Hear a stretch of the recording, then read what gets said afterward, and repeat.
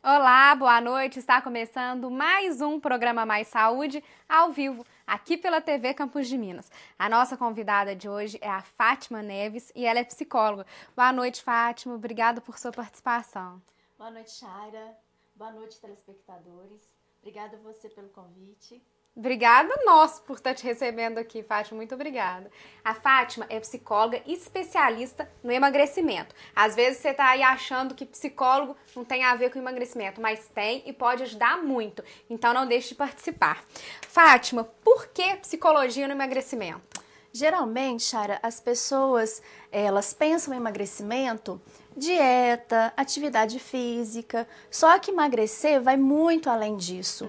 Envolve outras coisas, né? Para emagrecer, a gente precisa emagrecer também a cabeça, né? Emagrecimento é mudança de comportamento. Então, as pessoas geralmente têm aquele objetivo: quero emagrecer, vou perder peso, eu quero pesar e ver um resultado na balança. Só que para eu chegar a esse resultado na balança, eu tenho que passar por um processo, que é essa modificação de hábitos que eram inadequados para hábitos mais saudáveis.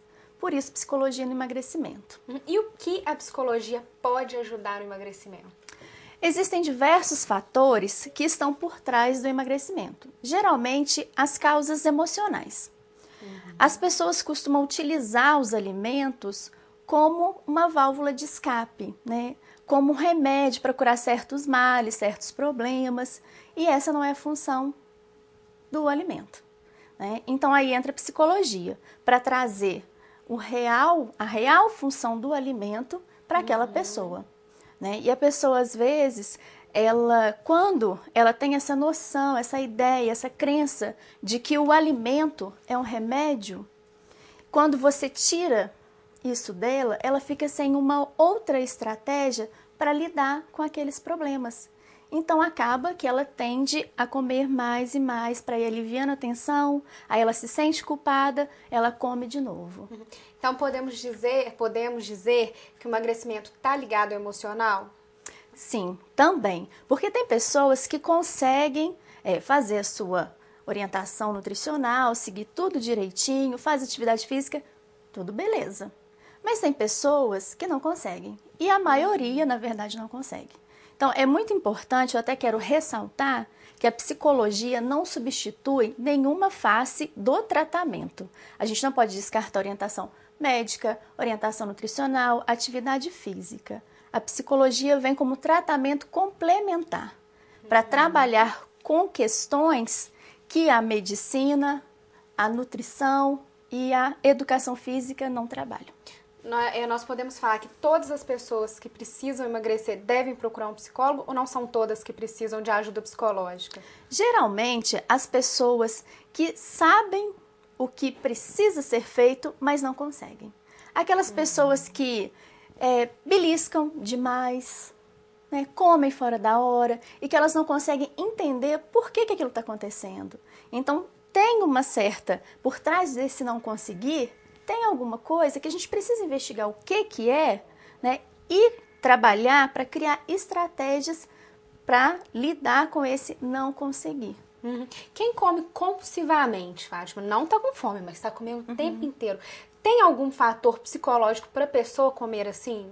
Geralmente a gente liga a compulsão à ansiedade, à falta de autocontrole.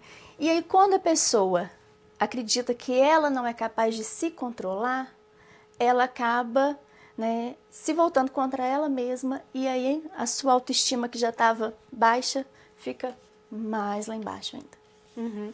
E o tratamento é longo? Depende, né? Cada pessoa é uma pessoa diferente, é um ser único. Então não tem como eu falar que vai ser longo, que vai ser demorado. Depende da motivação do paciente para aquele trabalho também, né? A gente tem alguns passos que a gente segue no tratamento, mas a gente vai depender de como a pessoa vai assimilar e lidar com aquele passo do tratamento. Então você trabalha junto com um nutricionista e com um médico. Não adianta a pessoa só procurar você, no caso, um Não. psicólogo, que não vai resolver. Não, porque meu trabalho é psicológico, é emocional, é comportamental. O médico, o nutricionista, que vai fazer a avaliação, vai prescrever uma orientação, né, uma reeducação alimentar. Eu não posso prescrever uma dieta para ninguém, eu não posso fazer um planejamento de exercício para ninguém, porque isso não é da minha competência. Então, por isso que vou afirmar de novo que a psicologia não substitui nenhuma outra face do tratamento. É complementar. A Ângela do Tijuco me parabeniza pelo excelente programa. Muito obrigada, Ângela. Obrigada por sua participação. Um grande abraço para você. Ela diz que é obesa, tem problemas de ansiedade que faz comer compulsivamente e tem hipotiroidismo. Qual especialista ela deve procurar para o problema? Mas antes de você falar para ela, Fátima, qual especialista, fala um pouquinho para a gente sobre a influência da ansiedade com a compulsividade. A compulsão, ela é movida pela ansiedade. A ansiedade é um estado emocional muito desagradável, que tem reações fisiológicas intensas, que também são muito desagradáveis. Então, geralmente, as pessoas, elas começam a comer para aliviar essa tensão que a ansiedade produz. Então, elas fazem uma ligação muito perigosa, que é aliviar a ansiedade com comida, tendendo a comer cada vez mais, porque sempre que ela experimentar um estado ansioso, ela vai tender a comer mais. Então, desfazer essa ligação é muito complicado, né? Precisa realmente de trabalho, de disciplina. Em relação à compulsão, o que é comer por compulsão? São aquelas pessoas que comem exageradamente e rapidamente. Tudo que elas veem na frente, elas vão comendo muito rápido. E quando vê, né, já exagerou, né, já está com desconforto. E é um problema, como eu disse, movido pela ansiedade. Então, para a gente trabalhar com a compulsão, a gente vai estar trabalhando com a ansiedade. Fátima, a Vânia da Coab gostaria de saber o que fazer quando a pessoa não é tão gorda e quando se olha no espelho se sente gorda. Existe algum tratamento psicológico para isso? Eu acho que a maioria das mulheres se sentem assim, né? A gente tem que tomar um certo cuidado, justamente porque a mulher é muito vaidosa, qualquer pneuzinho a mais a gente está preocupada. Quando tá na TPM, acha que tá mais gorda. Tem dias que a gente acorda realmente de mal com o espelho, né? Nem todo dia a gente acorda satisfeita com aquela imagem. Quase nunca, né, na verdade.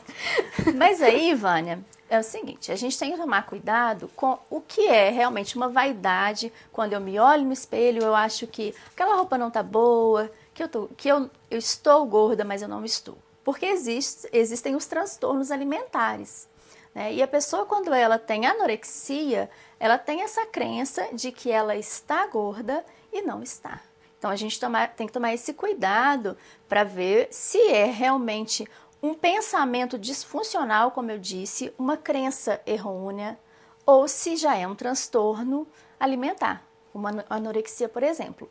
Quando a pessoa é anoréxica, claro que ela tem esses pensamentos disfuncionais e essas crenças errôneas também, que são trabalhadas na psicoterapia, no tratamento para anorexia.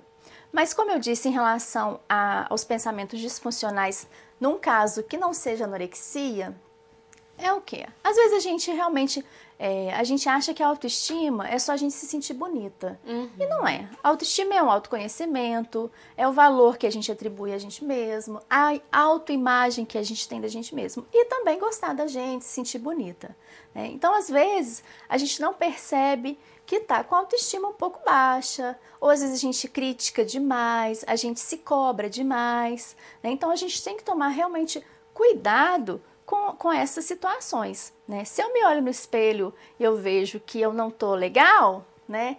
Então, vamos fazer uma academia, né? Vamos fechar um pouquinho a boca. Vamos fechar um pouquinho pensar a boca. magro. Vamos pensar magro. Vamos ver se tem algum problema a mais que a autoestima por trás desse descontentamento com a autoimagem. Então, nós não podemos confundir uma doença com uma cisma de mulher, no caso. Isso, por isso que a gente tem que tomar esse critério. Tanto que quando a gente faz um diagnóstico, existem os critérios diagnósticos. A pessoa precisa se encaixar naqueles sintomas para a gente, né, poder, né, fazer uma hipótese diagnóstica. É diferente, como você disse, de uma cisma, né? Tá.